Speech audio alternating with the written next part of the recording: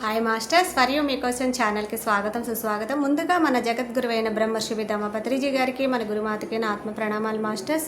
Okay masters, ప్రతిరోజు మన ఛానల్లోని ధ్యానం, స్వాధ్యాయం, సజ్జన సాంగత్యం జరుగుతుంది మాస్టర్స్. అలాగే జూమ్ సెక్షన్లో పాల్గొన్న మాస్టర్లకి, యూట్యూబ్లో చూస్తున్న మాస్టర్లకు కూడా ధన్యవాదాలు తెలుపుకుందాం. ఓకే మాస్టర్స్, ఈరోజు మన ఛానల్కి సీనియర్ పీరియడ్ మాస్టర్ గారైన పద్మావతి గారు తెనాల నుంచి వచ్చారు. మేడం గారిని సాదరంగా ఆహ్వానించుకుందాం. ఈరోజు మేడం చెప్పబోయే టాపిక్ విద్యార్థి నేస్తం. ఈ గొప్ప ఆత్మజ్ఞానం అందించడానికి మేడం గారికి వెల్కమ్ చెప్దాం మాస్టర్స్. నమస్తే మేడం, వెల్కమ్ మేడం. మేడం ఆత్మప్రణామాలు. Thank you so much. ముందుగా మనందరి జగద్గురువైన డాక్టర్ బ్రహ్మర్షి పితామహ సుభాష్ పత్రి సార్కి ఆత్మప్రణామాలు. నేను ఈ యొక్క ధ్యానంలోకి రావడానికి కారణమైన శ్రీకాళహస్తి వాస్తవులైన శ్రీ మునిబాబు సార్కి ఆత్మప్రణామాలు. మన జూమ్లో పార్టిసిపేట్ మాస్టర్లకి, యూట్యూబ్లో వీక్షించే మాస్టర్లు అందరికీ కూడా ఆత్మప్రణామాలు మాస్టర్స్. అలాగే మరి ఈ యొక్క జ్ఞానాన్ని, అద్భుతమైన జ్ఞానాన్ని పంచుకునే అవకాశం ఇచ్చిన for channel Shri Sarita madam గారికి, సతీష్ మాస్టర్ గారికి, వారి యొక్క సంతానానికి ఆత్మప్రణామాలు తెలియపరచుకుంటున్నాను. Thank you so much masters. Thank you masters. మరి ఈ రోజున మనం విద్యార్థి నేస్తం అనే ఒక గొప్ప ఆత్మజ్ఞానం తెలుసుకుందాం మాస్టర్స్. ఎందుకంటే నిరంతరం మనకి విద్యార్థుల గురించి, విద్యార్థుల కోసం వారికి ఏమి జ్ఞానం కావాలి అనేది నిరంతరం అవసరమైందండి. ఇవాళ తెలుసుకున్నాం, నిన్న విన్నాం, మొన్న విన్నాం, ఇవాళ ఇంకా అక్కర్లేలే అనడానికి లేనే లేదు. నిరంతరం మనం కూడా విద్యార్థులమే అండి. విద్యార్థులు కాదు, మనం కూడా నిరంతర విద్యార్థులం. ఈ భూమండలం మీదకి వచ్చి ఈ యొక్క విద్యార్థి దశలో ఉంటూనే మనం కూడా విద్యార్థులుగా ఉంటూ ఇంకా మన పిల్లల్ని విద్యార్థులుగా తీర్చిదిద్దే ఆ యొక్క క్రమంలో మన యొక్క జీవన పడమకం కొనసాగుతూ ఉందన్నమాట. ఓకే, అయితే మరి మనం ఏం చేస్తాం? విద్యార్థుల్ని మరి అభివృద్ధిలో తీసుకురావాలంటే వాళ్ళకి మనం ఏమని మోటివేట్ చేస్తాము? ఈనాటి చిన్నారులే రేపటి మహానుభావులను, లేదంటే బాధ్యత గల పౌరులను మనం చెప్తూ ఉంటాం కదా మాస్టర్స్. మరి వాళ్ళకి ఆ యొక్క నువ్వు రేపటి పౌరువు అని చెప్పి ఎలా మనం చెప్పాలి? వాళ్ళకి ఆ యొక్క మౌల్డేషన్ ఎలా ఉంటుందని చెప్పని మనం ఈ రోజున తెలుసుకుందామండి. ఒక 10 వాక్యాలలో మనం తెలియపరుచుకుందాము. మరి అయితే ఈనాటి యువత రేపటి నాయకులు అంటూ చిన్నారులకి, మరి యువకులకి మనం చెప్తూనే ఉంటాం అనమాట. ఎట్లా వారి యొక్క బాధ్యత అంటే రాబోయే తరాల్లో వాళ్ళ యొక్క బాధ్యత ఏ విధంగా ఉంటుంది? మరి రాబోయే సమయంలో నువ్వు ఆ బాధ్యతను నెరవేర్చాలి అంటే నువ్వు ఇప్పటి నుంచి ఏం చేయాలి? నీ జీవితంలో నువ్వు ఏ విధంగా కొనసాగించుకోవాలనే విషయాన్ని మనం తెలియపరుస్తూ ఉండాలి మాస్టర్స్. మరి ఏ విషయంలో వాళ్ళకి అవగాహన పెంచాలనే విషయాన్ని, వారిలో నిద్రాణమై ఉన్న విషయాన్ని మనం మేల్కొలుపుతూ ఉండాలన్నమాట. మరి మనం ప్రతి విషయాన్ని కూడా మనం ధ్యానంతోనే మనం మరి మ్యాచింగ్ చేసుకొని చెప్పుకుంటాం కాబట్టి మాస్టర్స్, మరి మన బద్ది సార్ కూడా ఎప్పుడు చెప్తూ ఉంటారు, ఎవరి వయసు ఎంత ఉందో వారి వయసు నుంచి మనం ధ్యానం చేయించాలి. మరి విద్యార్థి దశ 5 సంవత్సరాల నుంచి మరి ప్రారంభమైతే 5 ఏళ్ల వయసు ఎంత ఉందో 5 నిమిషాలు ధ్యానంతో మొదలు పెట్టుకుని ఇక వారి యొక్క సాధనా బలం బట్టి ఎంతసేపు సాధన చేసుకుంటూ వారిలో నిద్రాణమైన యొక్క జాగరూకత తత్వాన్ని, ఆ ఏకాగ్రతను, దృష్టి నిలిపే యొక్క తత్వాన్ని, వాళ్ళలో ఉన్నదాన్ని మనం నిద్రాణంగా ఉన్నదాన్ని పైకి లేపాలి, తట్టి లేపాలి అనే విషయాన్ని మనకి తెలియపరుస్తుందన్నమాట మాస్టర్స్. మరి చూడండి, మరి ఏకాగ్రతగా అనేది ఒక విద్యార్థులకైనా అవసరమైంది, లేదంటే ఒక ధ్యానులకి మాత్రమే అవసరమైంది, ప్రతి ఒక్కళ్ళకి అవసరమే అండి. ఇప్పుడు కుమ్మరి పని చేసే వాళ్ళకి కుమ్మరి పని సరిగా చేయకపోతే వాళ్ళ యొక్క వస్తువులంతా కుండంతా పాడైపోతుంది మాట. ఏకాగ్రత, ఎంత ఏకాగ్రత అంటే ఒక చూపు కూడా మరల్చకూడదు అనమాట. అంత ఏకాగ్రతగా ఉండాలి. మరి బంగారపు పని చేసేవాళ్ళు గాని, ఆ పని చేసేటప్పుడు ఏకాగ్రత లేకపోతే ఆ యాసిడ్ గనుక మన మీద పడితే మనకి ఎంతో ప్రమాదకరం. మరి మగ్గం నేసే వాళ్ళకి ఇట్లా విద్యార్థులకే కాదు, ధ్యానంలకే కాదు, వారి వృత్తి పనులు చేసే వాళ్ళకి కూడా ఏకాగ్రత అనేది అంత అద్భుతమైన పాయింట్ అన్నమాట. అందుకోసం ఏకాగ్రత గురించి నువ్వు తెలుసుకుంటూ ఉండాలి. మరి ఏకాగ్రత విధంగా నువ్వు ఉండాలి అంటే నువ్వు ఏ విధంగా నువ్వు నీ యొక్క మనసుని నిలపాలి అని చెప్పి మనం తెలియపరుస్తూ ఉన్నాం మాస్టర్స్. మరి విద్యార్థులకి వాళ్ళ యొక్క ఏకాగ్రత ఎందుకు లోపిస్తుంది? మరి దానికి ఒక 10 కారణాలు చెప్పారు మాస్టర్స్. ఆ కారణాలేంటో మనం ఈరోజు తెలుసుకుందాం. మరి ఆ కారణాలు తెలుసుకున్న తర్వాత ఎలా ఉండాలి? అంటే అసలు ఎందుకు లోపిస్తుందనే విషయం తెలుసుకున్న తర్వాత ఎలా ఉండాలన్న విషయాన్ని మనం తెలియపరుచుకుందాం. Okay masters. మరి ఏమంటున్నాం, ఫస్ట్ పాయింట్ ఏం చెప్తున్నారంటే వాళ్ళకి పాఠాలేమన్నా సరిగా అర్థం కావట్లేదేమో, అందువల్లే వాళ్ళు ఏకాగ్రతంగా చదవలేకపోతున్నారేమో. మరి టీచర్ చెప్పే సమయంలోనే మరి ఆ యొక్క టీచర్ ప్రతి ఒక్కళ్ళకి కూడా ఒకటేలా చెప్తుంది. కానీ ఒక్కొక్కరు ఒక్కో విధంగా అర్థం చేసుకుంటారు మాస్టర్స్. అంటే వారి యొక్క ఆలోచన శక్తిని బట్టి వారి యొక్క పిల్లల యొక్క ఆత్మ స్థాయిని బట్టి వారి యొక్క అర్థం చేసుకునే విధానం ఉంటుందని చెప్పి తెలియపరుస్తూ ఉందన్నమాట. అందువల్ల సరిగా అర్థం చేసుకోలేకపోతున్నాడేమో, ప్రయత్నించాలి. ఆ విషయాన్ని గమనించిన తర్వాత వాడు ఎందుకు అర్థం చేసుకోలేకపోతున్నాడు అనే విషయాన్ని మనం ఆ పిల్లవాడిని అడిగి తెలుసుకొని, వాడిలో ఉన్న లోపాన్ని ఏంటో సరిచేసే ప్రయత్నం మనం చేస్తూ ఉండాలి మాస్టర్స్. First point. మరి సెకండ్ పాయింట్ ఏం చెప్తున్నారు? సరైన ఆహారం లేదేమో. ఇప్పుడు చూడండి, చాలా మంది పిల్లలు స్కూల్‌కి వెళ్తూ ఉంటారు. ఊగులాడుతూ ఉంటారు. నీరసంగా, నిస్సత్తువగా ఉంటారు. మరి స్కూల్‌లో ఏం కూర్చోగలరు? ఏం పాఠం వినగలరు? మరి ఏవి రాయగలరు చెప్పండి? ఆరోగ్యం బాగోకపోయినా, సరైన పోషణ లేకపోయినా సరే, చదువు యొక్క పాఠాలని అసలు ఏకాగ్రతగా వినలేరు. ఏకాగ్రత పెట్టి దాని యొక్క పాఠంలో ఉన్న సారాంశం ఏంటో వాళ్ళు స్వీకరించలేరు అని చెప్పి చెప్తున్నారండి. అందువల్లే మన పొద్దున సార్ చెప్పినట్టుగా శాకాహారమే పిల్లలకి సరియైన శాకాహారం పెట్టండి. చూడండి. సరియైన శాకాహారం ఎందుకన్నానంటే, శాకాహారం తినొచ్చన్నారు గదా అని చెప్పి దాన్ని గూడా మితిమీరిన విధంగా సరియైన క్రమ పద్ధతిలో కాకుండా తీసుకుంటూ ఉంటారు మాస్టర్స్. అందువల్ల ఏ సమయానికి ఏ ఆహారం తీసుకోవాలి, ఏ పోషకాహారం ఏ సమయంలో తీసుకుంటే అది వాళ్ళకి అరుగుదల ఉంటుంది. మరి సరియైన అరుగుదల లేకపోతే పిల్లల్లో ఉన్న తెలివితేటలు గూడా మరుగున పడిపోతూ ఉంటాయి గాబట్టి ఉపయోగం లేదు సరియైన విధంగా తీసుకోకపోతే. అందువల్ల వాళ్ళకి ఏకాగ్రత లోపించకుండా ఉండడానికి ఆరోగ్యం కూడా అవసరమే అనే విషయం చెప్తున్నారు మాస్టర్స్. అవునా అండి? ఇప్పుడు స్కూల్‌లో టాపర్ అండి. కాలేజ్‌లో టాపరు. వాడికి హెల్త్ బావుండదు. ఏం ఉపయోగం? మొత్తం ఎగ్జామ్ ఫెయిల్ అవుతాడు. ఇప్పుడు 6 సబ్జెక్టులుంటే 5 సబ్జెక్టులు పాస్ అవుతాడు. మరి మిగతా సబ్జెక్టులన్నీ ఫెయిల్ అవుతాడు. కానీ ఏం ఉపయోగం అండి? ఊరికనే ఆ అబ్బాయి టాపరే. కానీ హెల్త్ బాగోకపోవటం వల్ల, దృష్టి నిలపలేకపోవటం వల్ల, ఏకాగ్రత లోపించటం వల్ల ఆ బాబు అనేది తన యొక్క ఆశయాన్ని చేరలేకపోతాడనమాట. ఏకాగ్రత లోపించింది కదా! అతనికి ఆరోగ్యం బాగోకపోయేసరికి. అందువల్లనమాట. అందువల్ల ఆరోగ్యం గూడా అవసరమే. ఏకాగ్రతని పెంచుకోవడానికి మరి ఆరోగ్యంతో సంబంధం ఏముందిలే, ఏకాగ్రత ఒకటుంటే చాలేమో అనుకుంటాం. ఏకాగ్రతతో పాటుగా ఆరోగ్యం కూడా అవసరము అని తెలియజేసుకుంటున్నాం. మరి మూడో పాయింట్ అంటే పోనీ ఒక్కొక్కళ్ళకి వాళ్ళ కుటుంబ పరిస్థితుల్లో దిగుళ్ళుంటాయండి. స్కూలుకి వెళ్ళినా సరే, మా అమ్మ ఎట్లా ఉందో, మా నాన్న ఎట్లున్నాడో, మా అక్క, తమ్ముడు వాళ్ళ కుటుంబ పరిస్థితుల్లో ఏంటో మనది ఏదైతే అతని బాధనికి గురి చేస్తుందో, ఆ బాధ స్కూలుకెళ్ళినా గూడా ఆ అబ్బాయికి ఆ ఆలోచన తిరుగుతూ ఉంటుందంటండి.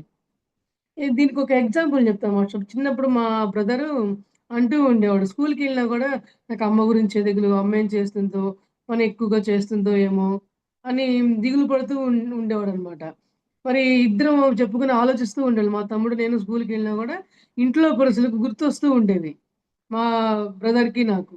ఆ ఇంట్లో అమ్మ ఏం చేస్తుంది? మా అమ్మకి హెల్త్ బాగుండేది కాదనమాట. అందుకోసం ఏంటి, అమ్మ గురించి ఆలోచన పోతూ ఉండేది. మరి అమ్మ గురించి ఆలోచన స్కూలుకెళ్ళినా గూడా పోతూ ఉంటే, మరి చదువు మీద దృష్టి పెట్టలేరు కదా అండి! అందువల్ల ఏంటంటే, మన కుటుంబ పరిస్థితులు కూడా పిల్లల్ని స్కూలుకెళ్ళినా గూడా వాటి మీద లాగుతూ ఉండేసరికి ఏకాగ్రత నిలపడానికి అది గూడా ఒక అడ్డుగోడగా ఉంటుందేమో పరిశీలించుకోండి అని చెప్తున్నారు మాస్టర్స్.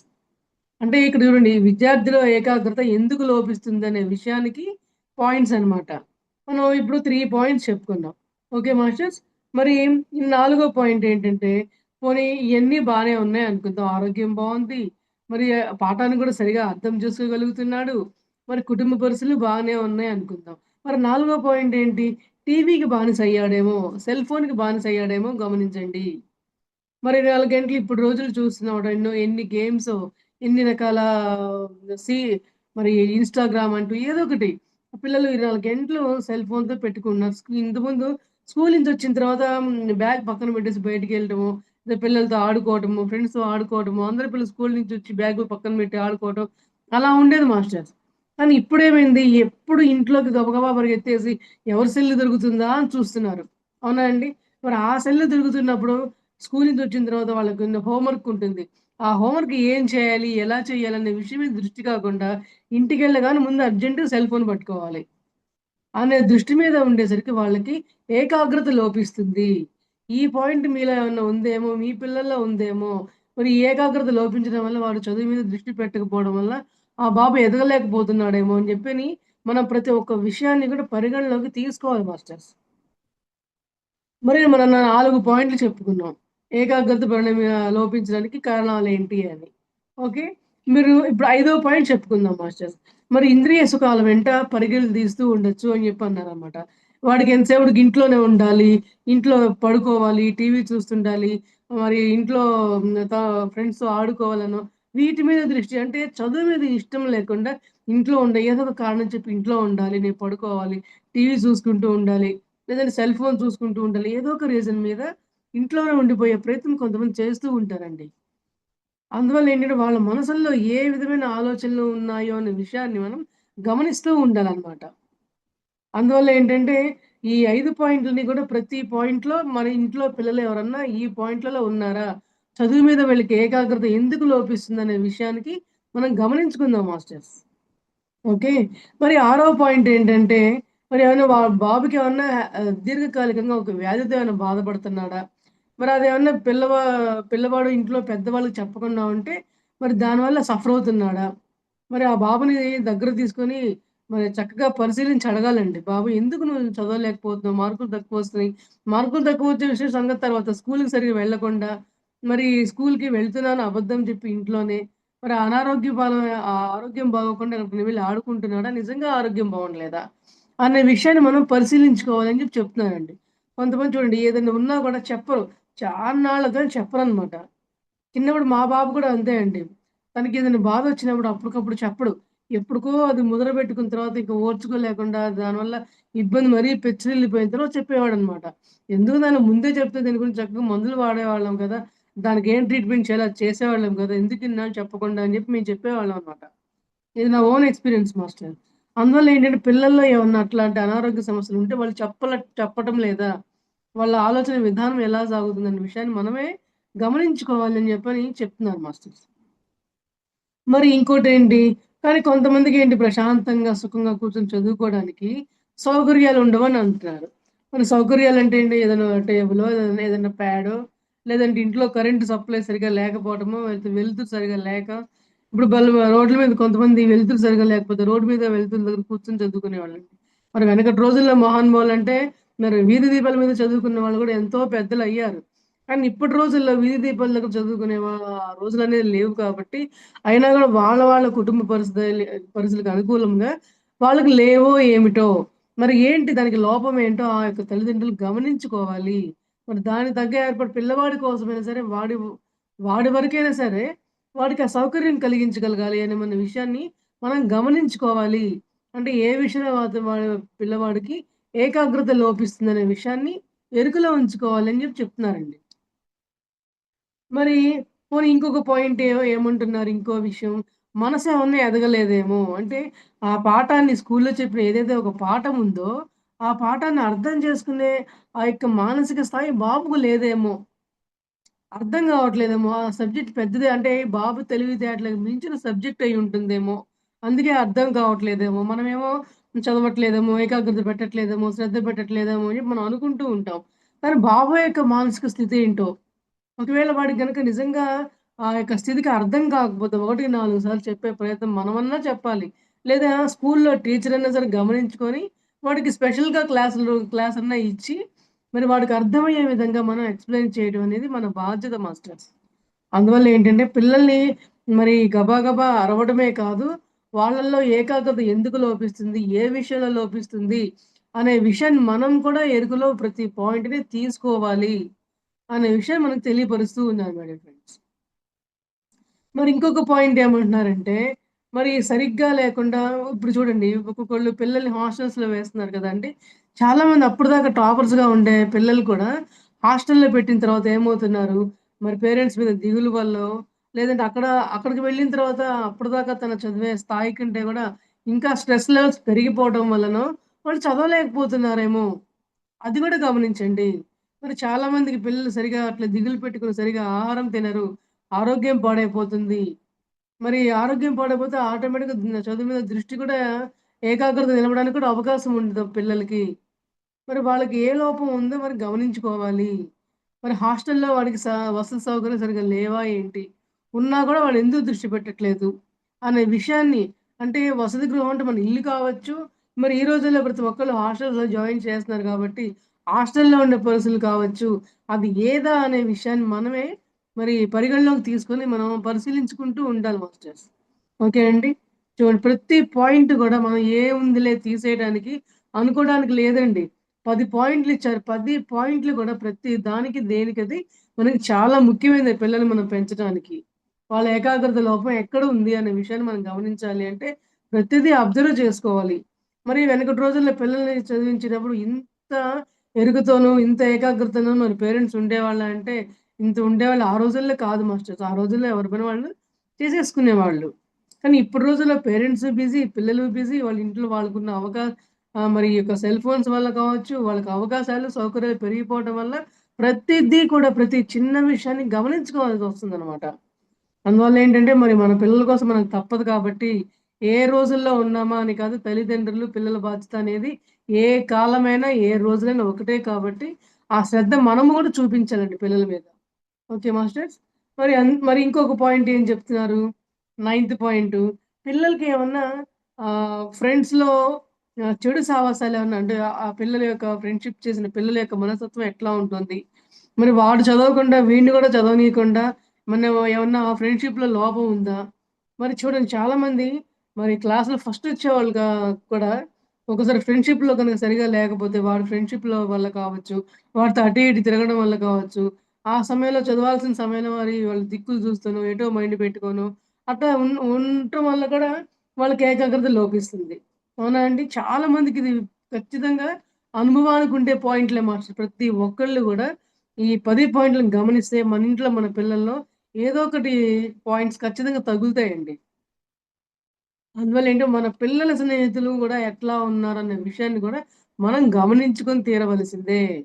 మరి దానివల్ల పిల్లల చదువు గాని, వాళ్ళ ఏకాగ్రత గాని దెబ్బతింటం వల్ల వాళ్ళు సరైన సమయం సరైన మరి పరిశ్రమ చేయకపోతే వాళ్ళు దెబ్బతింటారు. ఆత్మపరంగా ఆళ్ళు ఎదగరు. మరి పిల్లలు చదువు పరంగా కావచ్చు వాళ్ళు ఇంకా అధమ స్థాయిలోకి వెళ్ళిపోయే అవకాశం ఉంటుంది మాస్టర్స్. అందువల్ల ప్రతిదీ గూడా మనం ఆత్మ పరిశీలన చేసుకుందాం, పరిశీలించుకుందాం. మనం ఆత్మ పరిశీలన చేసుకుంటూ పిల్లలకి వాళ్ళ యొక్క ఎరుకుని, వాళ్ళకి ఏకాగ్రతని ఎలా ఉండాలనే విషయాన్ని మనమే చూడాలి అనే విషయం చెప్తున్నారు. మరి 11వ పాయింట్ ఏం చెప్తున్నారు మాస్టర్స్? మరి పాఠ్యాంశాలేమైనా నచ్చకపోవచ్చేమో! కొంతమంది చూడండి నాకు ఈ పాఠం నచ్చలా, ఈ సబ్జెక్ట్ నచ్చలా అని అంటూ ఉంటారన్నమాట. చూడండి ఏం పాఠాలని ఒక 6 సబ్జెక్టులు మనకుంటాయి కదా master. Telugu, Hindi, English, science, social ఇట్లా 6 సబ్జెక్టులుంటే తెలుగు నాకు కొంతమందికి ఒక్కొక్క సబ్జెక్ట్ అంటే బాగా ఇష్టం ఉంటదండి. కొంతమందికి ఒక్కొక్క సబ్జెక్ట్ అంటే ఇష్టం ఉండదు. ఎంత టాపర్ అయినా సరే ప్రతి 6 సబ్జెక్టులలోనూ ఒకటన్నా ఇష్టం లేకుండా ఉండేవాళ్ళు ఉంటారు మాస్టర్స్. దాంట్లో వాళ్ళకి ఆటోమేటిక్‌గా మార్కులు తగ్గుతాయన్నమాట. ఎందుకు? అబ్బా! దీన్ని కూడా ఏం చదువుతాంలే. అని తెలిసిందే ఏదో ఒకటి రాస్తే పోతుందిలే. ఏమవసరం దీనికి కూడా ఇంత ఏకాగ్రత పెట్టాలా ఏంటి? అలా అనుకుంటారనమాట. కానీ ఏదైనా సరే అందులో ఉన్న నాలెడ్జ్ అది కూడా మనకు అవసరం కదా మాస్టర్స్. ఇప్పుడు మనం ప్రతిరోజు ఆత్మజ్ఞానం గురించి క్లాసులు చెప్పుకుంటూ ఉన్నామండి. ఈ రోజున మన విద్యార్థుల గురించి మనం పాఠం చెప్పుకుంటూ ఉన్నాము. మరి విద్యార్థులది ఎందుకులే మనం ఆత్మజ్ఞానము, ధ్యానం గురించి చెప్పుకుందాం అని అనుకుంటే మరి విద్యార్థులు కూడా ధ్యానం అందించాలి, ఏకాగ్రత అందించాలి. మరి ధ్యానం చేస్తే నువ్వు ఏకాగ్రత లోపం లేకుండా చక్కగా ఏకాగ్రత నువ్వు పొందగలవు. మరి ఏవైతే ఒక 10 రకాల లోపాలు చెప్పారో, ఈ లోపాలు ఇవేవి గూడా లేకుండా మనం కాపాడుకోవచ్చు మన పిల్లల్ని. మరి వాళ్ళకి ఆ ఏకాగ్రత లోపం లేకుండా మనం ఏం చేయాలో, మనం గూడా ఆ స్టెప్ తీసుకోవడానికి అవకాశం ఉంటుంది ఖచ్చితంగా. అవునా అండి? అందువల్ల ఏంటంటే ప్రతి విషయాన్ని కూడా మనం పరిగణలోకి తీసుకుంటూ ఉండవలసిందే. ఇదేముందిలే, అదేముందిలే అని పనుకోవడానికి లేదు మాస్టర్స్. చూడండి మరి మనం ఇప్పుడు ఇంకొక విషయం చెప్పుకుందాం. 10 విషయాలు చెప్పుకున్నాం గదా! అవన్నీ గూడా ప్రతి ఒక్కళ్ళు గమనించండి మాస్టర్స్. ఈ యొక్క విద్యార్థి నేస్తం అనేది విద్యార్థికి ఈ యొక్క పాఠాలు, ఈ యొక్క ఏకాగ్రత అనేది ఒక నేస్తం లాంటిది. అంటే ఒక స్నేహితుడు లాంటిదనమాట. ఆ విద్యార్థి అనేది ఆ ఏకాగ్రతతో గనక స్నేహం చేయకపోతే, వాడికి ఆ పాఠాల మీద దృష్టి కలక్కపోతే ఏ రోజు కూడా వాడు అసలు చదవలేడు. ఏ విషయాన్ని తెలుసుకునే ప్రయత్నం కూడా చేయలేడనమాట. అందువల్ల ఏంటంటే, దానికి ఎట్లా మనం పిల్లల్ని మౌల్డ్ చేయాలి, వాళ్ళని ఏకాగ్రతగా ఉండేలాగా ప్రయత్నం చేయాలనే విషయం ఇంకో 10 పాయింట్ల రూపంలో తెలుసుకుందాం మాస్టర్స్ ఇవాళ. మరి చూడండి. అయితే మనం అందరం ఏమనుకుంటాం, ధ్యానం చేసే సమయంలో మనం ఎట్లా కూర్చుంటామండి, ఒక స్థిర సుఖ ఆసనంతో కూర్చుంటాం కదా! అదే మన ధ్యానం చేసే సమయంలో ఎలా పడితే అలా కూర్చొని కాళ్ళు చాపుకొనో, అటు దిక్కులు చూస్తూనో, ఇటు ఇట్లా కాళ్ళు చేతులు పెట్టుకొనో, అలా కూర్చొని మనం ధ్యానం చేయగలమా అండి? చేయలేం గదా! ఎట్లా కూర్చుంటాం? చక్కగా కళ్ళు మూసుకొని, మరి చేతులు, కాళ్ళు 2 క్రాస్ చేసుకొని స్థిరంగా ఒక సుఖాసనాన్ని ఎంచుకొని మనం ధ్యానంలో ఎలా కూర్చుంటామో, పిల్లలకి కూడా అటువంటి సుఖ ఆసనం అవసరమండి. ఇప్పుడు చూడండి చాలామంది చదువుకునే పిల్లలు పొద్దుగూకులు కాళ్ళు సరి చేసుకుంటూ, అటు తిరుగుతూ, ఇటు తిరుగుతూ దృష్టంతా దాని మీదే పోతుంది. సగం టైం దానికే వేస్ట్ చేస్తారు. అవునా అండి? అందువల్ల ఏంటంటే పిల్లలు చదువుకోవడానికి ఒక స్థిరమైన ఆసనం గూడా చాలా ముఖ్యమైనది. మరి ఎంతో సేపు కూర్చున్న తర్వాత కొంచెం కాళ్ళు తిమ్మిర్లొస్తేనో, నొప్పొస్తేనో సరి చేసుకోవడం అది వేరు. కానీ కూర్చున్నప్పటి నుంచి దృష్టియే పెట్టకుండా, ఏకాగ్రతే లేకుండా కూర్చుంటే, ఆ స్థిరమైన ఒక సుఖ ఆసనం లేకుండా కూర్చుంటే, ఆ పాఠం అనేది మైండ్‌లోకి వెళ్ళనే వెళ్ళదండి. ఎన్ని గంటలు కూర్చున్నా కూడా ఉపయోగమే లేదు. అవునా మాస్టర్స్? అందువల్ల ఏంటంటే ముందు మనం కూర్చునేదానికి ఒక స్థిరమైన ఆసనాన్ని ప్రశాంతంగా కూర్చోవాలి. ఇప్పుడు మనం గూడా అరుస్తాం గూడా, ఏంటి కూర్చోడు సరిగ్గా కూర్చో" మన పిల్లలు అంటూ ఉంటాం కదండీ! ఆ సరిగ్గా కూర్చోవడం ఇప్పుడు సపోజ్ చదువుందండి. చదువు ఎక్కదు. కూర్చొని రాస్తున్నాడు. ఇట్లా ఎట్లో బెడగా కూర్చొని రాస్తున్నాడు. రైటింగ్ సరిగ్గా వస్తదండి? అస్తవ్యస్తంగా కోడిగలిగినట్లుగా వస్తుంది. మరి ఎగ్జామ్స్‌లో ఆ రైటింగ్‌తో రాస్తే సగం మార్కులన్నీ పోతాయి. వాడికొచ్చు. కానీ నిర్లక్ష్యం అనమాట. ఏకాగ్రత పెట్టలేకపోవటం వల్లనే జరిగే లోపం అనమాట. అందువల్ల ఏంటంటే సిట్టింగ్ పొజిషన్ గూడా చాలా ఉపయోగమని చెప్తున్నారు మాస్టర్. ప్రతి పాయింట్ గూడా మనం చక్కగా అర్థం చేసుకోవాలి. మరి చూడండి. మరి వాళ్ళకి ఏ వస్తువులున్నా గూడా సపోజ్ టేబుల్ అనుకూలంగా ఉంది, ప్యాడ్‌లు అనుకూలంగా ఉన్నాయి. వాళ్ళకి వస్తువులన్నీ అనుకూలంగా ఉన్నాయి. చక్కగా కూర్చొని చక్కగా రాసుకోవడానికి. కానీ బద్ధకం అనమాట. ఏకాగ్రత లేకుండా ఏం రాస్తాంలే, ఏం కూర్చుంటాంలే అని ఒక నిర్లక్ష్యం వల్ల అట్లా చేస్తూ ఉంటారు. కానీ మనం ఈ పాయింట్‌ని గూడా మనం పరిగణలోకి తీసుకొని పిల్లలకి మనం గైడ్ చేస్తూ ఉండాలని చెప్తున్నారు మాస్టర్స్. సో, మరి చాలామందేంటి రాయడానికి కానీ, చదవడానికి కానీ కూర్చున్నప్పుడు శరీరాన్ని చక్కగా కదల్చకుండా హాయిగా కూర్చుంటారు. ఇప్పుడు చాలామంది గోడకు ఆనుకొని కూర్చుంటారండి. ఎందుకంటే వీపు ఆనుకుంటుంది. ఆహ్, ఎక్కువ సేపు కూర్చోగలము అని. అవునా మాస్టర్స్? అందువల్ల ఏంటంటే ఈ అనుభవం ప్రతి ఒక్కళ్ళకి ఉంటుందండి. మరి ఎవరికైనా ఉంటుంది గూడా చెప్పాలంటే తప్పేం లేదు. ఎందుకంటే ఏకాగ్రత హాయిగా కుదురుతుందనమాట అలా చేయటం వల్ల. ఓకే. దానివల్ల ఏంటి ఎలా నువ్వు సుఖాసనం ఎంచుకున్నావు అనే పాయింట్ గాని, నువ్వు గోడకు అనుకున్నావా, విడిగా కూర్చున్నావా సంబంధం లేదు. నువ్వు స్థిరంగా కూర్చోవడమే అక్కడ మనకు కావాల్సిన పాయింట్‌ని చెప్తున్నారండి. మనం కూర్చునే పొజిషన్ గూడా మనకెంతో ముఖ్యము. రాయడానికి, చదవడానికి అని చెప్తున్నారనమాట. మరి చూడండి చాలామంది పుస్తకాలను అటు ఇటు వేస్తూను, పెన్సిల్‌ని నోట్లో పెట్టుకుంటూ అటు ఇటు దిక్కులు చూస్తుంటూను, మేడం ఒక చోట బోర్డ్ మీద రాస్తూ ఉంటుంది. కానీ వీడికేమో దృష్టి ఎటో ఉంటుంది. పెన్సిల్‌ని నోట్లో పెట్టుకొని ఎటో దిక్కులు చూస్తూ ఉంటాడు. మరి వాడికి దృష్టే ఉండదు. ఏకాగ్రత పెట్టకపోతే ఏమని వాళ్ళకి చదువొస్తుంది మాస్టర్స్? అందువల్ల ఏంటంటే విద్యార్థి ప్రతి యాక్షన్‌లోనూ వీడు ఏకాగ్రతని ఎలా నిలపగలుగుతున్నాడనే విషయాన్ని ఖచ్చితంగా అర్థం చేసుకోవాలి. మరి టీచర్‌లు కొన్ని అర్థం చేసుకుని పిల్లలకి తెలియచెప్పాలి. మరి పేరెంట్స్ కూడా అలా పిల్లలు ఏ విధంగా కొనసాగుతున్నారనే విషయాన్ని బాగా అబ్జర్వ్ చేసుకోవాలి. మరి ఇప్పుడు మనం ధ్యానం చేస్తూ ఉన్నాం. మనందరం కూడా ధ్యానంలో మాస్టర్స్.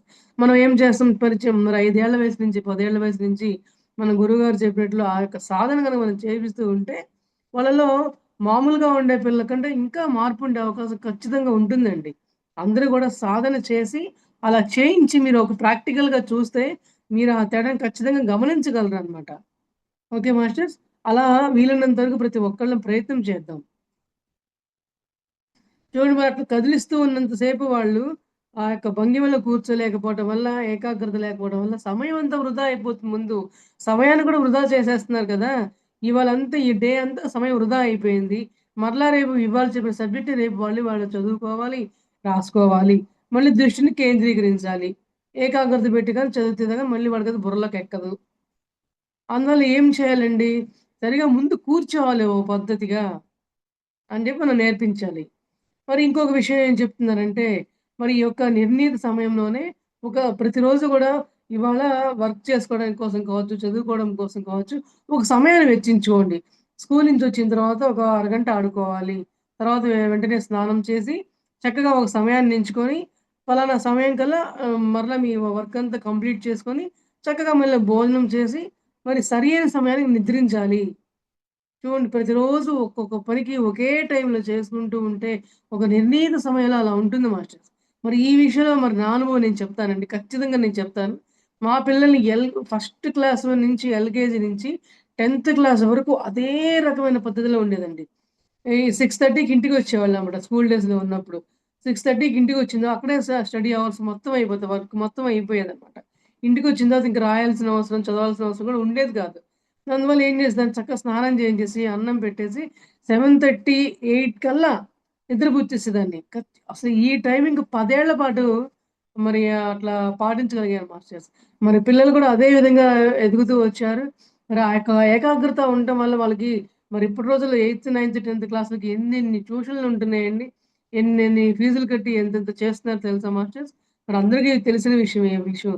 కానీ నేను మా పిల్లలకి 10థ్ కానీ, ఇంటర్ కానీ ఏ ఒక్క సబ్జెక్ట్‌కి మ్యాథ్స్, సైన్స్ వేటికి కూడా ఒక్క ట్యూషన్ కూడా లేదండి.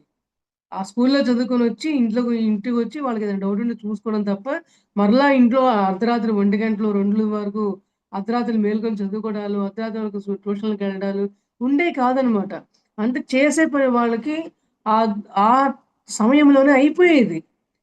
ఏకాగ్రత అనేది వాళ్ళకెట్లా కల్పించాలనేది మరి నా వంతు ప్రయత్నంగా ఒక తల్లిగా మరి నేను ఒక మాతృమూర్తిగా నా పిల్లలకి ఏం చేయాలనే విషయంలో బాగా అంటే బాగా శ్రద్ధ చూపించేదాన్నండి. ఏవైతే ఇప్పుడు మనం తెలుసుకున్నామో ఈ పాయింట్‌లన్నీ గమనిస్తూ ఉండేదాన్ని. మరి పిల్లలు స్కూల్‌కెళ్ళిన తర్వాత అక్కడెలా ప్రవర్తిస్తున్నారు. ఇప్పుడు చూడండి చాలామంది అనుకుంటే మన పిల్లలు ఇంట్లో ఉన్నప్పుడు మా పిల్లలు అల్లరే చేయరు. మా పిల్లలు బాగా చదువుకుంటారు. ఎవరిని ఏమి పక్క పిల్లల్ని ఇబ్బంది పెట్టరని చెప్పి మన పిల్లలు మనకు అనుకుంటాం. కానీ పిల్లలు బయటికెళ్ళిన తర్వాత రకరకాలుగా ఉంటారు మాస్టర్స్. మనం ఏంటి వాళ్ళు వేరే వాళ్ళని ఇబ్బంది పెట్టుండొచ్చు చాలామంది పిల్లలు. కానీ మనం అదే మాట మీదుండి మరి మన పిల్లలకి మనం రాంగ్ గైడెన్స్ ఇస్తూ ఉంటాం అన్నమాట. మా అబ్బాయి అబద్ధాలు చెప్పడం, తప్పు చేసినా గూడా వాళ్ళని సపోర్ట్ చేసుకోవడం, వెనకేసుకు రావడము, వాళ్ళతో మరి వివాదాలకు దిగి రావడము, ఇట్లాంటివి చేష్టలు పెద్దవాళ్ళు చేస్తున్నప్పుడు పిల్లవాళ్ళకి అవే అలవాట్లు ఏర్పడుతూ ఉంటాయి. అప్పుడు తల్లిదండ్రులు చేయాల్సిన విషయం ఏంటంటే, పిల్లల మధ్యన ఇట్లాంటి సమస్యలొచ్చినప్పుడు ఇద్దరు పిల్లల్ని చక్కగా ఫ్రెండ్లీగా, స్నేహపూర్వకంగా కూర్చోబెట్టి, "నాన్న ఏం జరిగిందమ్మా? ఇట్లా వద్దమ్మా." చక్కగా ఇద్దరు గూడా ఒకళ్ళకొకళ్ళు ఇచ్చిపుచ్చుకోండి. ఇద్దరు కలిసి చక్కగా చదువుకోండి. ఏం ఇద్దరికి ఏ డౌట్‌లున్నాయో ఇద్దరు కూడా కూర్చొని డౌట్‌లు క్లారిఫై చేసుకోండి అని వాళ్ళకి ప్రేమగా మనం చెప్పాలి మాస్టర్స్. అంతేగాని మా పిల్లలు ఇంతే, మీ పిల్లలు ఇట్లాంటోళ్ళు, అట్లాంటోళ్ళని మనం వేరే వాళ్ళని జడ్జిమెంట్ చేయకూడదు. హేళన చేయకూడదు ఆ పిల్లల్ని. అలా చేస్తూ ఉంటే మన పిల్లలు కూడా మనలాగే వాళ్ళు ఇంకొకళ్ళ మాటలంటూ తయారవుతూ ఉంటారనమాట. మరి వాళ్ళలో స్నేహభావం ఎక్కడుంటుంది మాస్టర్స్? ఉండదు. కాబట్టి ప్రతి దాంట్లో పోటీతత్వం. మరి వెనకాల రాజకీయ తత్వాలు, మరి అబద్దాలేంటి ఎన్ని కోకొల్లలంటే, ఇక్కడ మాట్లాడే మాట ఒకటైతే అటెళ్ళి మాట్లాడేది ఇంకో మాట అయిపోయేదనమాట. అట్లాంటి వాటి వల్ల ఆటోమేటిక్‌గా పిల్లలు చాలా మంది చదువు మీద ఏకాగ్రత పెట్టలేక, ఆ యొక్క స్నేహితుల ద్వారా వచ్చే ఇబ్బందుల్ని ఫేస్ చేస్తూ, ఇబ్బంది పడే వాళ్ళని ఎంతమందిని నేను చూసాను మాస్టర్స్. ఉన్నారట్లా ఖచ్చితంగా. అట్లా ఇబ్బంది పెట్టేవాళ్ళు. అంటే మన పిల్లల ఏకాగ్రత చూపించలేకపోవడం కోసం ఇంకో పాయింట్ ఏమయ్యుంటుందా అనే విషయాన్ని ఆ స్కూల్‌కెళ్ళి అక్కడ స్నేహితులు గూడా ఎలా ఉన్నారన్న విషయాన్ని పరిశీలించడం చాలా ముఖ్యమైన విషయము అని చెప్తున్నారు మాస్టర్స్. ఇవన్నీ గూడా మన గురువులు మనకు తెలియపరిచారు. ఇవన్నీ గూడా మన జీవితాల్లో మనకు ఎన్నో అనుభవపూర్వకమైనయి అనేది జరుగుతూ ఉంటాయండి. మరి జరిగిన విషయాలు మరలా మనం విశదీకరించుకుంటూ ఉంటే మనం ఇంకా ఏ మార్పులు చేయాలి? మనం ఇంకా ఏ మార్పులు చేయాలి? ముందు మనలోనే మార్పులొస్తే మన పిల్లల్ని మనం గైడ్ చేయడానికి అవకాశం ఉంటుందనే విషయం గురించి మనం తెలియజెప్పుకుంటూ ఉండాలి మాస్టర్స్. అందువల్ల ఏంటంటే ఏకాగ్రత అనేది ఎంత ముఖ్యం అంటే ఒక చదువులో మరి ఫస్ట్ ర్యాంక్ రావడం కోసమే కాదండి ఆ ఏకాగ్రత అనేది. మన ప్రవర్తనలో కూడా ఏకాగ్రత ఉండాలి. వాడు ఎలాంటి మాటలు మాట్లాడుతున్నాడు? ఎట్లాంటి ప్రవర్తన చేస్తున్నాడు? అనేది కూడా చాలా ముఖ్యం మాస్టర్స్. చూడండి మన చాలా మంది పేరెంట్స్ ఏమని కంప్లెయింట్ చేస్తారంటే, "మా అబ్బాయి ఇట్లాంటి మాటలు అసలు మాట్లాడు. మీ స్కూల్‌కొచ్చిన తర్వాత మీ స్కూల్ ఏదో మంచిదేదో అనుకుంటే, మీ స్కూల్‌లో కూడా ఇట్లాంటి పిల్లలున్నారా? వాళ్ళు సరికాని మాటలు మాట్లాడుతున్నారు, తిట్లు మాట్లాడుతున్నారు. ఇట్లాంటివి నేర్చుకుంటున్నారని" మీ పేరెంట్స్ ఎళ్లి కంప్లెయింట్ చేస్తే నేను విన్నాను. నేను చూసానండి ఇట్లాంటియన్నీ కూడా. మరి ఇట్లాంటి మాటలన్నీ నేర్చుకునేటప్పుడు, మరి వాళ్ళని మనం ఎంతసేపటికి పోరాట పటిమతో కాకుండా స్నేహపూర్వకంగా మనం వాడిని డీల్ చేయాలని నేను చెప్తున్నాను మాస్టర్. ఎందుకంటే మనమే వాళ్ళతో మాట్లాడుతూ వాళ్ళతో దూరంగా ఉండు. వాళ్ళ గురించి మనం కూడా నెగెటివ్‌గా మాట్లాడుతుంటే, పిల్లలకి వాళ్ళ మధ్యలో స్నేహం మధ్యలో గూడా విభేదాలొస్తూ ఉంటాయన్నమాట. అవి చదువు మీద గూడా చాలా ప్రభావం పడుతూ ఉంటుంది. అదే నాన్న నువ్వు స్నేహపూర్వకంగా ఉండండి అని జెప్పని, వాళ్ళలో తప్పులొప్పులు ఇద్దరిలో ఉన్నా గూడా ఇద్దరి తప్పొప్పులు గూడా క్షమించుకొని, అట్లా స్నేహంగా ఇద్దరు కలిసి చదువుకోండి అని జెప్పి ప్రతి విషయంలో గమనించి వాళ్ళకి ఎరుకని ఇవ్వాలి. అనే విషయం నేను చెప్తూ ఉన్నా మాస్టర్స్. మనకి మాస్టర్స్ చెప్తూ ఉన్నారనమాట. ఇంకేమంటున్నారంటే, మరేదన్నా ఒక సబ్జెక్ట్ తీసుకొని మీరు బుక్ చదవాలి మాస్టర్స్. ఆ బుక్‌ని ఏం చేయాలి మీరు? ఏకాగ్రతగా పెట్టి చదవాలి అంటే, చదువుకుంటూ వెళ్ళిపోతే ఏమీ అర్థం కాదండి. ముందసలు నేను ఏ సబ్జెక్ట్ తీసుకున్నాను? ఆ పాయింట్ ఏంటి? ముందు ఒక 10 నిమిషాల పాటు దానికి సమయం కేటాయించి, అర్థం చేసుకుంటూ చదవాలండి. అర్థం చేసుకుంటూ చదివిన తర్వాత, ఆ క్వెషన్ ఆన్సర్స్ ఏవైతే ఉన్నాయో, అప్పుడు మనకి ఈజీగా అర్థమయ్యే అవకాశం ఉంటుంది మాస్టర్స్. మరి ఊరికే చదువుకుంటూ వెళ్ళిపోవడం అనేది ఎప్పటికీ కరెక్ట్ కాదు. ఇప్పుడు సపోజ్ ఇప్పుడు నా ఓన్ ఎక్స్‌పీరియన్స్ మాస్టర్ నేనిప్పుడు క్లాసెస్ చెప్తున్నా గూడా, ప్రతి టాపిక్‌కి నేను ఎందుకు నా అనుభవాలతో సహా నేను చెప్తానంటే, ఆ యొక్క జ్ఞానం మనం తెలుసుకోవడమే కాదు, అదంతా కూడా మన నిజ జీవితంలో ఆచరణాత్మకంగా ఉండగలుగుతున్నామా లేదా? ఆ విషయాన్ని మనం పరిశీలించుకుంటున్నామా లేదా? అనే విషయం మనకు తెలియడం కోసమే ఈ స్వాధ్యాయాలన్నీ ఉండేది. అందువల్లే మనం ప్రతిదానికి నా అనుభవం ఇట్లా ఉంది. ఈ అనుభవాన్ని మీరు గూడా పొందారా? మరి మీ అనుభూతికి ఏమన్నా వచ్చాయా? ఊరికే మన జ్ఞానం వినటమే కాదు, చూడటమే కాదు, అనుభవానికొచ్చేలాగా ప్రయత్నం చేయండి అని చెప్పే ఉద్దేశంతో మరి నేనెట్లా ఈ రోజున ఈ యొక్క ఆత్మజ్ఞాన క్లాసులు అనేది చెప్పడం జరుగుతుందో, మరి పిల్లలు కూడా ఆ విధంగానే స్వాధ్యాయం చేసేటప్పుడు వాళ్ళ యొక్క స్కూల్ బుక్స్ చదివేటప్పుడు ముందు కొంసేపు ఇది ఏం సబ్జెక్టు? అసలు ఏం చెప్పారు మాస్టర్లు? ఇందులో ఉన్న టాపిక్ ఏంటనే దానికి అవగాహన చేసుకొని, అప్పుడు నువ్వు క్వెషన్ ఆన్సర్‌లు చదువు నాయనా. అప్పుడు నీకు చక్కగా అర్థమయ్యి, ఈజీగా ఎక్కువ టైం పట్టకుండా దాన్ని బట్టి పట్టేస్తారు. అర్థం చేసుకోకుండా బట్టి పట్టేస్తారనమాట. కొన్నేమో అర్థమవుతాయి. వెంటనే అర్థం చేసుకొని ఇప్పుడు చిన్న వయసులో నాకు కూడా కొన్ని సందర్భాల్లో సైన్స్ సబ్జెక్ట్‌లో ఒక ప్రయోగం ఏదైనా ఉంది అంటే, మా సైన్స్ టీచర్ గారు బోర్డ్ మీద చెప్పారు అంటే, చెప్పిన రోజే వెంటనే అర్థమైపోయేదనమాట. వెంటనే అర్థమైంది. మళ్ళీ ఇంటికొచ్చి దాన్ని బట్టి పట్టి చదవాల్సిన అవసరం ఉండేది గాదు. నాకు ఈ విషయంలో బాగా ఓన్ ఎక్స్‌పీరియన్స్ ఉందనమాట. ఈ రోజుకి స్టిల్ మరి 8దో తరగతిలో చదువుకున్న అనుభవం నాకిది మాస్టర్స్. ఈ రోజుకి కూడా ఇంత వయసొచ్చినా గూడా నేను ప్రతి టాపిక్‌ని ఎగ్జాంపుల్ లేకుండా ఒక్కొక్క సందర్భానికి 2, 3 ఎగ్జాంపుల్స్ అన్నా లేకుండా అసలు ఏ విషయాన్ని నేను తీసుకోనండి. అంటే ఆ ఎగ్జాంపుల్స్ అనేవి మన మనసుకి అంత ప్రభావితాన్ని చూపిస్తాయి. ఇక మనం ఆ సబ్జెక్ట్ జోలికి కూడా మనం వెళ్ళక్కర్లేదు. ఆ ఎగ్జాంపుల్ తోటే విషయం ఏం చెప్పదలుచుకున్నారనే విషయం మనకర్థమైపోతుందనమాట. అది ఎవరి విషయంలో అయినా సరే అంతే. పెద్దవాళ్ళా, చిన్నవాళ్ళా, కాలేజ్ పిల్లలా, స్కూలుకెళ్ళే పిల్లలా అని కాదు. ఏకాగ్రత అనే పాయింటే మనకిక్కడ ముఖ్యమైనది అని తెలుసుకోవాలండి. మరి చూడండి. మరి ఇక్కడ చదివేటప్పుడు ఇంకా ఏం చేస్తారు చాలామంది బుర్రకెక్కించుకోకుండా మిత్రులతో మాట్లాడుతూ ఉంటాం మధ్యలో. మరి వాళ్ళతో సరిగ్గా కూర్చోకుండా అటు ఇటు దిక్కులు చూస్తామో, లేచి వెళ్ళిపోవడమో, ఏదో ఒక రీజన్ చెప్పి బయటికెళ్ళే ప్రయత్నం చేయటమో చేస్తూ ఉంటారండి. కానీ వాళ్ళు ఈ సరియైన విధంగా చేస్తున్నారా? వాళ్ళు ఎందుకు మరి ఇంట్రెస్ట్‌గా లేకుండా అట్లా బయటికెళ్ళే ప్రయత్నం ఎందుకు చేస్తున్నారు? వాడికేమైనా పాఠం అర్థం గాక విసుగు పుట్టి బయటికెళ్తున్నాడా? అసలు ఏంటి వాడి యొక్క మైండ్ స్టేటస్ ఏంటి? వాడి మనసు ఏ విధంగా ఆలోచిస్తోంది? పరిపరి విధాలుగా ఎందుకు పోతుందనే విషయాన్ని మనం గమనించుకుంటూ మరి పిల్లల్ని పెంచడం అంటే పెద్ద పెద్ద మహాయాగాలు చేసినంత సమానం అంటారండి. ఆ యాగాలు చేయడం చాలా తేలిక. కానీ పిల్లల్ని పెంచాలి. వాళ్ళ మనస్తత్వాన్ని అర్థం చేసుకోవాలి. వాళ్ళని మరి అడుగడుగునా అర్థం చేసుకోవాలి అంటే ఒక పెద్ద ఎన్నో యజ్ఞాలతో సమానం అంటండి. అందువల్ల ఏంటంటే, వాళ్ళ గురించిన సబ్జెక్ట్‌లనేది ఎప్పుడూ నిరంతరం మనం తెలుసుకుంటూనే ఉండాలి. తెలిసినా కూడా మాస్టర్స్, తెలిసినా కూడా ఏదో మనకి ఒక 10 పాయింట్లు తెలిస్తే, 11వ పాయింట్ తెలిసే అవకాశం ఉంటుంది కాబట్టి, ఎవరి ద్వారా అయినా సరే మనకి ఏదో ఒక పాయింటు వచ్చే అవకాశం ఉంటే ప్రయత్నం చేస్తూనే ఉండాలి. నాకు తెలుసులే ఏముందిలే అనుకోవడానికి ఏ విషయం లేదు అని చెప్పి తెలియపరుస్తూ ఉండారు మై డియర్ ఫ్రెండ్స్. మరి మనం ఏదైనా సరే అధ్యయనం చేయాలంటే మనసును సిద్ధం చేయాలి. ఓకే. నేనిక్కడ కూర్చుని ఇవాళ నాకు హోంవర్క్ ఉంది. నేను కూర్చుంటున్నాను. శ్రద్ధగా దీని మీద దృష్టి పెట్టాలి.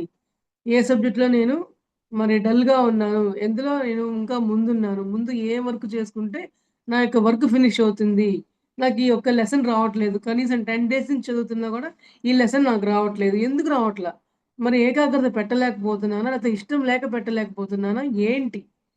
దాని యొక్క మైనస్ పాయింట్ ఏంటో అనే విషయాన్ని మనం అర్థం చేసుకోవాలని జెప్పి చెప్తూ ఉన్నారు మాస్టర్స్. మరి చూడండి అట్లా చదవకుండా పక్కన పెట్టేస్తే ఏకాగ్రత ఆటోమేటిక్‌గా వెళ్ళిపోతుందండి. చిన్న క్వెషన్ ఆన్సర్ అయినా, లైన్ క్వెషన్ ఆన్సర్ అయినా మాస్టర్స్ గుర్తుపెట్టుకోండి. ఏకాగ్రత లేకపోతే మనసు లగ్నం చేయకపోతే ఒక లైన్ ఆన్సర్ కూడా మనకు గుర్తుండదండి. అదే మనం శ్రద్ధగా అర్థం చేసుకొని ఒక 10 లైన్స్ ఉన్న ఒక క్వెషన్ ఆన్సర్ అయినా సరే మనం అర్థం చేసుకుంటూ చదివామంటే ఈజీగా మనం టకామని రాసేయగలం. ఈ పాయింట్ ఖచ్చితంగా మనం గుర్తుపెట్టుకోవాలి మాస్టర్స్. అది చిన్నది, పెద్దది అని పాయింట్ కాదు. మన ఏకాగ్రత అనే దాని గురించే మనం ఇక్కడ జ్ఞప్తికి పెట్టుకోవాల్సిన విషయం అని చెప్పి చెప్తూ ఉన్నారనమాట. మరి ఇంకా ఏం చెప్తున్నారంటే, ప్రతిరోజు కూడా పిల్లవాడు మరి వర్క్‌కు కూర్చునేటప్పుడు ఏమనుకోవాలి, పేరెంట్స్ కూడా చెప్పాలి. వాళ్ళ ఫ్రెండ్స్‌కి కూడా చెప్పాలంట. నేను వర్క్ చేసుకుంటున్నాను, నేను చదువుకుంటున్నాను, నన్ను ఎవరు డిస్టర్బ్ చేయొద్దు అని చెప్పడం కూడా చాలా ముఖ్యము. ఆ పిల్లవాడి ఎదుగుదలకి అది కూడా హెల్ప్ అవుతుంది. మరి ఒక్కసారి ఇంట్లో పేరెంట్సేనండి. ఇంట్లో పిల్లలు చదువుకుంటూ, రాసుకుంటూ ఉన్నప్పుడు చిల్లర కొట్టుకెళ్ళి ఆ వస్తువు తీసురా, పాల ప్యాకెట్ తీసురా అని పిల్లల్ని తల్లిదండ్రులు కూడా లేపుతూ ఉంటారు మధ్య మధ్యలో. వాళ్ళు ఏంటమ్మా అని విసుక్కుని వెళ్తూ ఉంటారు. అందువల్ల ఏంటంటే, అది కూడా మనం పిల్లలకి ఇబ్బంది పెట్టకూడదు. మరి పిల్లలు కూడా ఆ విషయాల్లో శ్రద్ధ చూపించుకుంటూ, మరి పేరెంట్స్‌కి మధ్యన, ఇటు పిల్లల మధ్యన ఎంతో ఆ యొక్క అనుసంధానం అద్భుతంగా ఉంటే, వాళ్ళకి ఏకాగ్రత పెడతానికి ఇంకా అవకాశం ఉంటుందండి. ప్రతి పాయింట్ అవకాశం ఏ దాంట్లో ఉందనేది మనం వెతుకుతూ ఉండవలసిందే అని చెప్తున్నారు. మరి చూడండి, మరి చాలా చాలా ఊర్లలో ఇప్పుడు పండగలప్పుడు కావచ్చు, ఇంకో సందర్భాల్లో మైకులు పెడుతూ ఉంటారండి. ఆ మైకులు పెట్టేటప్పుడు ఎన్ని తలుపులు బంధించుకొని ఎంత చేసినా గూడా ఆ సౌండ్స్ ఇబ్బంది పెడుతూనే ఉంటాయి. అందువల్ల ఏమంటున్నారంటే మరి ఆ సౌండ్స్‌కి ఇబ్బంది పడకుండా, మరి ఆ సౌండ్స్ ఎప్పుడైతే ఆగిపోతాయో, లేదంటే సౌండ్స్‌కి ముందు కావచ్చు, అదేమంటే ఒక్కొక్కళ్ళు ఎక్కువగా ఉంటూ ఉంటాయి ఇప్పుడు ఆ ధ్వని కాలుష్యం వల్ల. పిల్లలు ఏకాగ్రత పెట్టలేకపోతున్నారేమో అని ఆ విషయాన్ని కూడా గమనించి, సపోజ్ వాళ్ళ యొక్క సౌండ్ సిస్టమ్ వాళ్ళు మనకు అనుకూలంగా మనకు దగ్గరలో ఉంటే, మనం వెళ్లి చెప్పొచ్చు మాస్టర్. మన పిల్లలకి ఎగ్జామ్స్ టైము ఇట్లా ఇబ్బంది పడుతున్నారు. ఎందుకంటే మేము ఫేస్ చేసాం. మా పిల్లలు 10థ్ క్లాస్ వయసులో ఉన్నప్పుడు ఇక్కడ డ్రమ్స్ గావచ్చు, ఆ మ్యూజిక్ సిస్టమ్ గావచ్చు, గుండెలు అవిసిపోయేలాగా ధన సౌండ్‌లొచ్చాయండి. అక్కడెక్కడో 2, 3 వీధుల అవతల పెట్టినా గూడా, ఇక్కడ తలంతా దద్దరిల్లిపోయేట్టుగా ఉండేది గోడంతా గూడా. మేమెళ్లి చెప్పొచ్చేవాళ్ళం. పిల్లలు చదువుకోవాలి, పడుకోవాలి, పెద్దవాళ్ళు పడుకోవాలి. ఏంటది? సరే పగలపూటంతా అయితే సరే, రాత్రి నిద్రపోయే సమయంలో గూడా ఏంటండి ఆ సౌండ్‌లని? మేము చెప్పొచ్చేవాళ్ళం మాస్టర్స్. చెప్పొచ్చు. ఎందుకంటే మనం అది సమాజంలో ఉన్న పర్యావరణాన్ని గూడా అది ధ్వని కాలుష్యం చేస్తోంది. ఎందరినో ఇబ్బంది పెడుతోంది కాబట్టి, అది గూడా మనం పరిగణలోకి తీసుకోవాలి అనే విషయాన్ని చెప్తూ ఉన్నారు మేడం మాస్టర్స్. చూడండి, అందువల్ల ఏంటంటే విద్యావేత్తలు సైతం మరి విషయంలో నిస్సహాయులుగా ఉంటే, మరి వాళ్ళు దానికి సరిగా వాళ్ళు ఏకాగ్రత లోపం ఉండటం వల్ల దాన్ని సాధించలేరు అని జెప్పి చెప్తూ ఉన్నారు మాస్టర్స్. మరి ఉన్నత స్థానానికి ఎదగాలంటే, మరి తీవ్రమైన కోరికలను చక్కగా నెరవేర్చుకోవాలంటే ఏకాగ్రత పెంపొందించుకోవాలి. మరి వ్యాకులత అనేది పిల్లల యొక్క మనసుల్లో లేకుండా, వాళ్ళకెందుకు ఏకాగ్రత లోపిస్తుందో మనం చూసుకోవాలి. వాళ్ళు ఆరోగ్యంగా లేకపోతే మరి ఆకుకూరలు పెట్టడం గానీ, వాళ్ళకి డ్రై ఫ్రూట్స్ పెట్టడం కానీ, మరి చిరుధాన్యాలు పెడతాం గానీ, ఇప్పుడు ఎన్నో రకాల మార్కెట్‌లో ఉన్నాయి మాస్టర్స్. వాళ్ళకి ఏ రకంగా అయిన జ్యూసులివ్వాలి. వాళ్ళ యొక్క ప్రయాణం మరి ఆధ్యాత్మిక చింతన గూడా వాళ్ళకి అవసరమేనండి. పిల్లలకి ఆధ్యాత్మిక చింతన ఏంటా అనుకుంటాం. కానీ ధ్యానం అనేది చిన్న వయసప్పటి నుంచి మనకు నేర్పిస్తుంటే, తెలియకుండా కొంచెం ఆ ప్రభావం గ్యారంటీ ఉంటది మాస్టర్స్. మరి ధ్యానం చేసిన పిల్లలకి, ధ్యానం చేయకుండా ఉన్న పిల్లలకి అందరికీనా అంటే అందరికీ అని కాకపోయినా, ఆ యొక్క ధ్యానం అనేది ప్రతి ఒక్కళ్ళకి అంటే క్లాస్‌లో ఫస్ట్ రావడం కోసమే మరి ఈ ధ్యానం అనే పాయింట్ కాదు మాస్టర్స్. పిల్లల యొక్క ఏకాగ్రతని కావచ్చు, వాళ్ళ యొక్క మానసిక స్థాయిలను అభివృద్ధి చెందడంలో కావచ్చు, ఆ యొక్క ధ్యానం ఉపయోగపడుతుంది తప్ప, ప్రతి దానికి మార్కుల విషయంతో మనం పోటీ పెట్టకూడదు మాస్టర్స్. మార్కులొస్తేనే అని కాదు, వాళ్ళ యొక్క మానసిక స్థాయిలు కూడా అద్భుతంగా ఉండగలగాలి. ఇక్కడ మనం తీసుకోవాల్సిన విషయం అది అదే అండి. ఓకే. అందువల్ల ఏంటంటే, మరి చదువులో ఏకాగ్రత సాధించడానికి చాలా చాలా మార్గాలు మరి ఉన్నాయి. మరి అప్రమత్తంగా ఉండాలి అని చెప్తున్నారు మాస్టరు. అప్రమత్తంగా ఉండాలి అంటే ఎప్పటికప్పుడు ఈ రోజున ఇవాళ ఒక లెసన్ ఇచ్చారు. రేపు చదువుకోవాలి అనుకుంటే అది 2 లెసన్స్ అవుతాయి. ఇంకో రోజు చదవాలనుకుంటే అది 3 లెసన్స్ అవుతాయి. మరి 3 ఒక్కరోజే చదువుకుంటే వాళ్ళు చదవగలరా అండి? మరి పెద్ద పెద్ద క్వెషన్స్ ఉంటాయి. చిన్న చిన్న క్వెషన్స్ ఉంటాయి. మరి కొన్ని కష్టమైనయి ఉంటాయి. తేలికైనయి ఉంటాయి. మరి విద్యార్థులకి అది ఎంత భారమైపోతుంది. మరి తల్లిదండ్రులు ఆ విషయం కూడా గమనించుకొని, ఏ రోజుకి ఆ రోజు వాళ్ళ పిల్లల పాఠాల్ని మరి కంప్లీట్ చేసుకుంటున్నారా లేదా? మొత్తం భారాన్ని ఒకసారే పెట్టుకొని నాకు రావటం లేదు, నాకు గుర్తుండట్లేదు, నేను మర్చిపోతున్నాను అని ఎందుకంటున్నారు? ఆ యొక్క మెమరీ లేకపోవడం అనేది ఎందుకు జరుగుతోందనే విషయాన్ని మనం గమనించుకుంటూ ఉండాలి. కానీ నిరంతరం ఎప్పటికప్పుడు కంప్లీట్ చేసుకుంటూ ఉన్నా కూడా ఎందుకు మర్చిపోతున్నాడు? ఏంటి ఆ యొక్క మనసులో ఉన్న ఆ యొక్క వ్యాకులత ఏంటి పిల్లవాడికి? ఆరోగ్యం బాగలేదా? లేదంటే ఏవేవో ఎందుకు గుర్తొస్తున్నాయి? ఇంట్లో పరిస్థితులు గుర్తొస్తున్నాయా? ఏం గుర్తొస్తున్నాయి అనే విషయాన్ని మనం పిల్లల్ని అడిగి తెలుసుకోవాలని చెప్తూ ఉందనమాట ఫ్రెండ్స్. మరి ఇంకా ఏం చెప్తున్నారంటే, పిల్లలు ఇప్పుడు రోజుల్లో చూడండి వీలైనంత వరకు పిల్లలకి 2, 3 పూటలు స్నానం చేయమని చెప్తున్నారు మాస్టర్స్. ఎందుకంటే శరీరం కూడా శుభ్రంగా లేకపోతే మైండ్ ఫ్రెష్‌గా ఉండదు. ఇప్పుడు ఊరికే మొహం కడుక్కొని బట్టలు మార్చుకుంటే అయిపోతుందండి? ఏమి కాదు. ఫ్రెష్‌గా ఆ గంగమ్మ తల్లి ఒంటి మీద పడితే ఏమవుద్దంటే మనలో ఉన్న నెగెటివ్స్ ఉదయం నుంచి సాయంత్రం వరకు ఏవేవో ఆలోచనలు, ఏవేవో వాటి వల్ల వచ్చిన ఒత్తిళ్ళన్నీ కూడా శరీరం మీద ప్రభావితం చూపిస్తాయి మాస్టర్స్. ఖచ్చితంగా చూపిస్తాయి. చూడండి మనకు చాలామంది అబ్బా! స్నానం చేసిన తర్వాత ఏనుగుల బలం వచ్చిందబ్బా! అనిపిస్తది.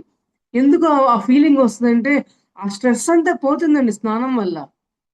స్నానం చేయటం అనేది శుభ్రంగా ఉంచుకోగలగడం అనేది ఎంతో ముఖ్యం.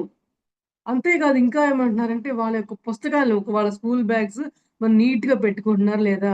మరి వాళ్ళ బట్టలు కావచ్చు, వాళ్ళ కబోర్డ్‌లో ఉండే వస్తువులు కావచ్చు, చిందరబందరగా పడేస్తే వాళ్ళ యొక్క మైండ్ సెట్‌లు కూడా తెలియకుండా గందరగోళంగా ఉంటాయి అంటున్నారండి.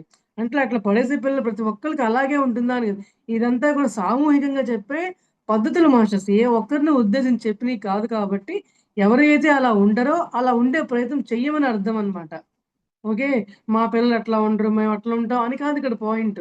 ఎవరికైతే కావాలో వారు తీసుకుంటారు. ఎవరికైతే మనం ఈ యొక్క జ్ఞానం పంచాలో వాళ్ళకి పంచే అవకాశం ఉంటుంది కాబట్టి, మనం తెలియపరుచుకున్నాం అనే విషయాన్ని తీసుకోవాలి మాస్టర్స్. ఓకే. మరి ఇంకా ఏమంటున్నారంటే, వాళ్ళకి శరీరాన్ని పరిశుభ్రంగా ఉంచుకోవడం కోసం, వాళ్ళ యొక్క మనసును కూడా పరిశుభ్రంగా ఉంచుకోవాలనే విషయం కూడా అర్థమవుతుందండి. ఆటోమేటిక్‌గా స్నానం చేసిన తర్వాత వాళ్ళ మనసు కూడా శుభ్రమవుతుంది మాస్టర్స్. మనం గమనించండి. ప్రతి ఒక్కళ్ళు గమనించండి. హమ్మయ్య! అని ఒక్క నిమిషం మనం మౌనంగా కూర్చుంటామండి. రిలాక్స్ అయిపోయి ఇలా అబ్బా!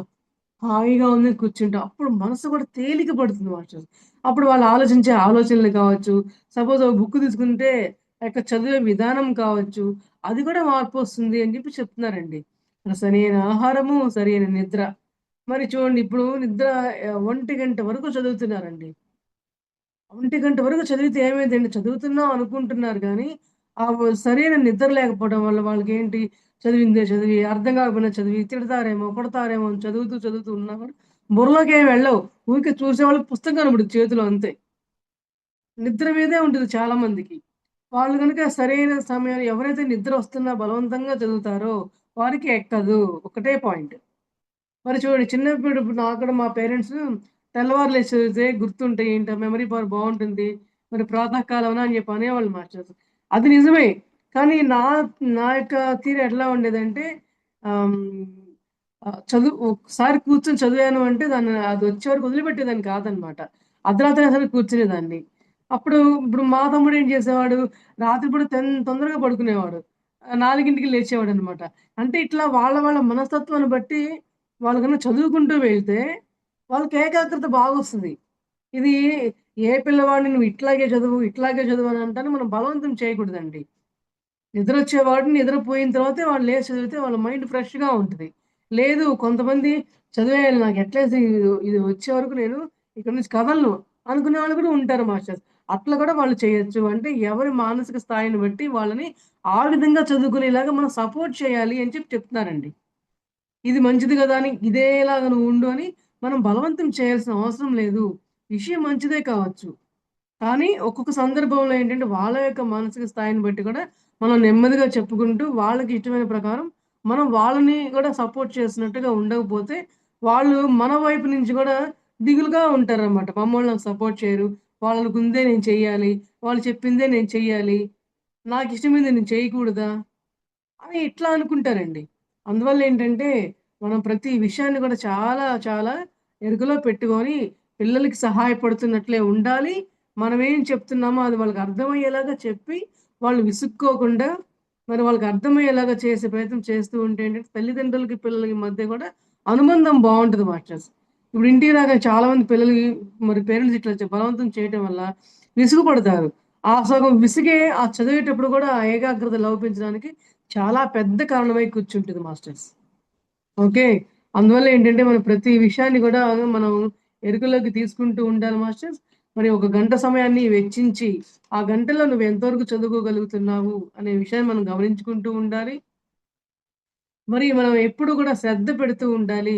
మన మన సాయిబాబా గారు కూడా ఏమంటారు? శ్రద్ధ సబూరి అంటారండి. శ్రద్ధ అంటే ఒక విషయాన్ని మరి పక్క దృష్టి పెట్టకుండా చక్కగా చదువుకుంటూ, సబూరి అంటే సహనం అన్నమాట. సహనంతో చదువుకుంటూ ఉంటే శ్రద్ధ పెట్టి చక్కగా వస్తుంది, సాధించగలరు అని చెప్తున్నారండి. మరి ఆ విషయం ఏంటంటే, మనం ప్రతి ఒక్కళ్ళం గూడా పిల్లలకి గూడా మనం చెప్తూ, వాళ్ళకి సరైన గైడెన్స్ మన తల్లిదండ్రులు ఇవ్వాలి, అనే విషయం చెప్తున్నారనమాట.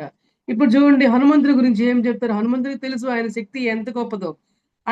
ఆయనకి తెలీదు. కానీ పక్కనుండే వాళ్ళకి ఏం చెప్తారు? "నువ్వంత గొప్పవాడివి. నీలో అంత శక్తి ఉంది.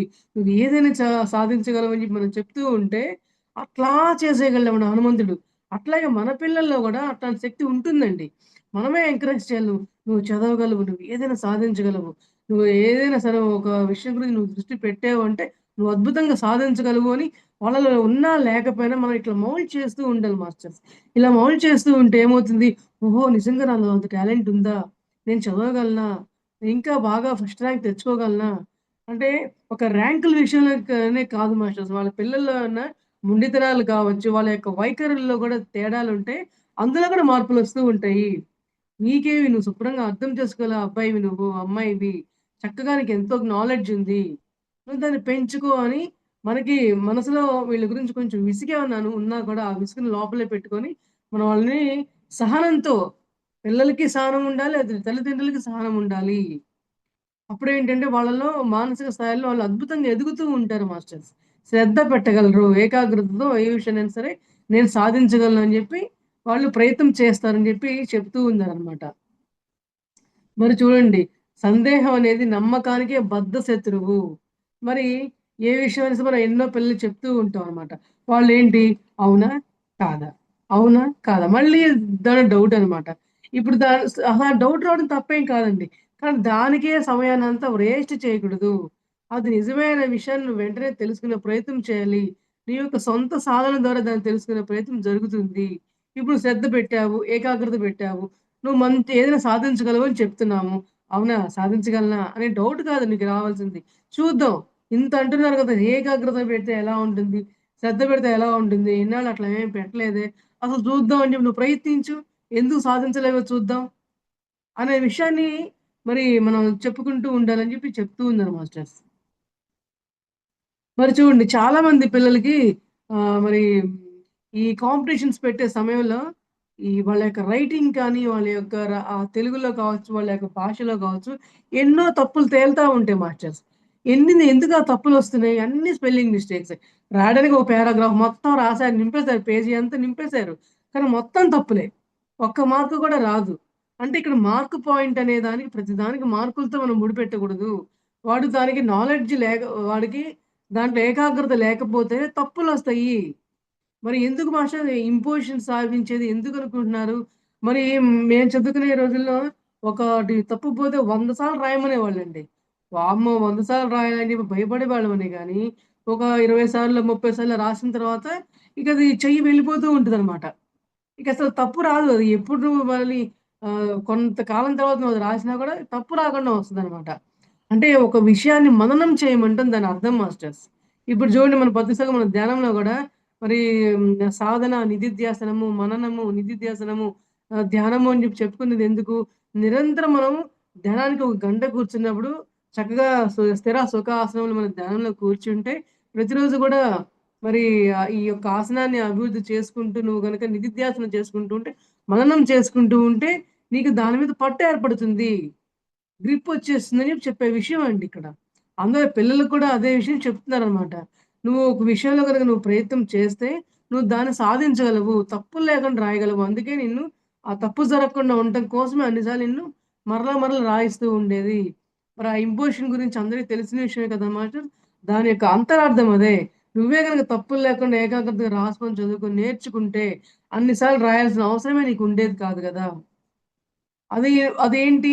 అదొక శిక్ష అనుకుంటారు మాస్టర్స్. కానీ అది ఒక శిక్షణ. చూడండి మనం ధ్యానంలో గూడా మొదటిసారి ఏమంటారు?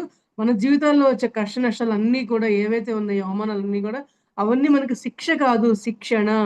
భూమండలం మీద మన యొక్క జీవితాన్ని నెరవేర్చుకోవడం కోసం వచ్చాము అంటే అదంతా గూడా మనకి శిక్షణతో సమానము అని ఎలా మనం తీసుకోవాలో, పిల్లలు గూడా అంతే. వాళ్ళు చదువుకునే సమయంలో వాళ్ళు చేసే తప్పులన్నీ కూడా మరలా మరలా మనం వాటిని దిద్దిస్తున్నాము అంటే వాళ్ళకి అది శిక్షతో సమానం కాదు, శిక్షణ. వాళ్ళకి ఎక్కువ శిక్షణ అందిస్తున్నాం అనే విషయాన్ని అర్థం చేసుకోవాలనే విషయం తెలియపరుస్తూ ఉన్నారు మాస్టర్. చూడండి, అయితే మరి వీళ్ళకి ఎంతో అద్భుతంగా ఇంత క్రమశిక్షణగా ఉండే విధంగా మనం ఎన్ని ప్రయత్నాలు చేస్తూ ఉండాలంటే, మరి వాళ్ళ యొక్క ప్రవర్తన నియమావళి, మరి ఆ యొక్క వాళ్ళ అంతేకాదు, చదువుతో పాటుగా మరి కళలు కూడా మార్చాలి. మరి చేతి వృత్తులు కావచ్చు, మరి డాన్స్ కావచ్చు, భరతనాట్యం కావచ్చు, పాటలు పాడడం కావచ్చు, పెయింటింగ్స్ వేయడం కావచ్చు. మరి ఇట్లా ఎన్ని రకాలుగా మరి కాంపిటీషన్స్ రాయడం కావచ్చు. ఇవన్నీ కూడా పిల్లలకి వాళ్ళకి శిక్షణగా మనం అందించాలి. 24 గంటలు నువ్వు చదువుకుంటూనే ఉండు. చదువే చదువు, మార్కులే మార్కులు అని చెప్పనే దాని మీద మనం ప్రెషర్ పెట్టకుండా కళల మీద గూడా మనం దృష్టి సారించమని చెప్పగలగాలి అని చెప్తూ ఉందనమాట మాస్టర్స్.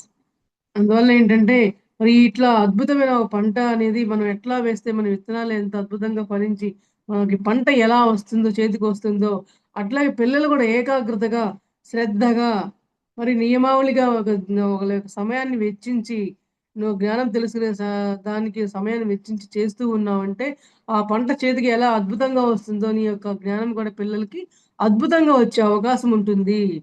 మరి ఏ విషయంలో ఎటువంటి మనం మొదట చెప్పుకున్నాం మాస్టర్. ఏకాగ్రత ఎందుకు లోపిస్తుంది అని ఒక 10 పాయింట్లు చెప్పుకున్నాం. ఏకాగ్రత ఎలా పెంచుకోవాలి అనే విషయాన్ని ఇంకో 10 పాయింట్లు చెప్పుకున్నాం మాస్టర్స్. మరి ఈ పాయింట్ అనేది ప్రతిదీ కూడా ఎంత అవసరమైనదో అనేది మనం కూలంకషంగా మనం గమనించుకుంటూ ఉండవలెను.